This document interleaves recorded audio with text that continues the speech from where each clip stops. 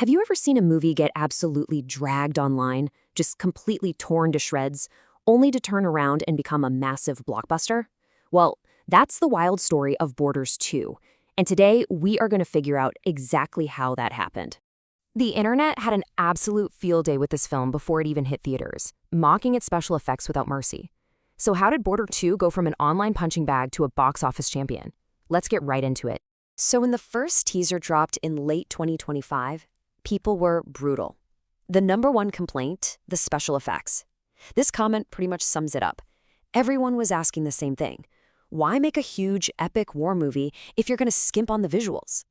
And yet, the movie made a staggering 65 crore rupees in just 2 days. That's the incredible puzzle we're looking at today. The internet seemed to hate it, but audiences in the real world, they absolutely loved it. So what's the deal here?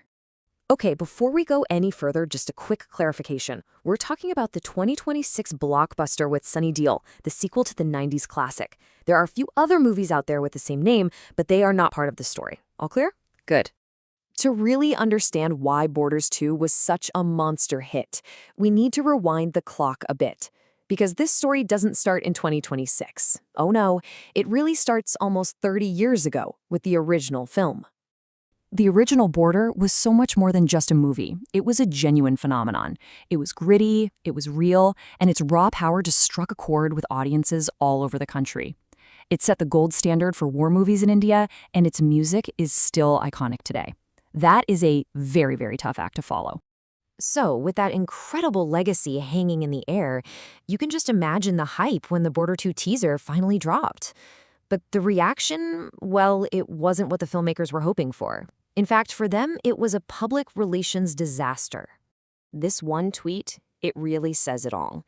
The joke that the special effects look like they were from 1971, just like the movie setting, went completely viral. It pretty much summed up how the entire internet felt about the whole thing. People immediately started picking the trailer apart, frame by frame, pointing out just how fake the backgrounds looked. It was obvious a lot of it was shot on a green screen, and for many viewers, it just didn't feel real or immersive at all. So the internet was basically in agreement. Border 2 looked cheap. For a sequel to a movie that was famous for its gritty realism, this heavy reliance on CGI just felt like a massive mistake. And everyone was asking why. But then, the movie actually came out, and everything changed.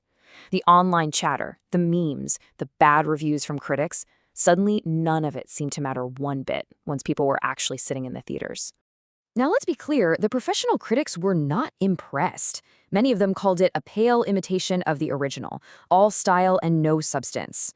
The reviews were pretty brutal, to be honest, accusing the film of just trying to cash in on nostalgia. But the audience, they could not have cared less about what the critics were saying. They showed up in droves. It was like all that online hate and negative press simply vanished into thin air. The movie made a mind-blowing 30 crore rupees on its opening day alone. People were literally showing up to theaters in decorated trucks and tractors. This wasn't just a movie anymore. It had become a full-blown cultural event. So what's the secret here? How did Border 2 completely defy expectations and pull this off?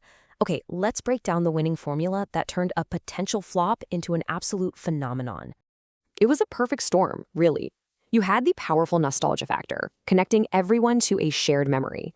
You had the undeniable star power of Sunny Deol, who was an icon.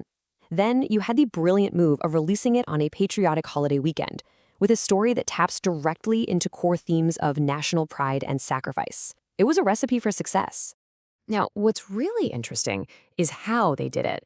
They didn't just try to copy the original, no. Instead, they took its spirit and scaled everything up for a modern audience. They went bigger, more action, a wider scope involving all 3 military branches, and even a remixed soundtrack.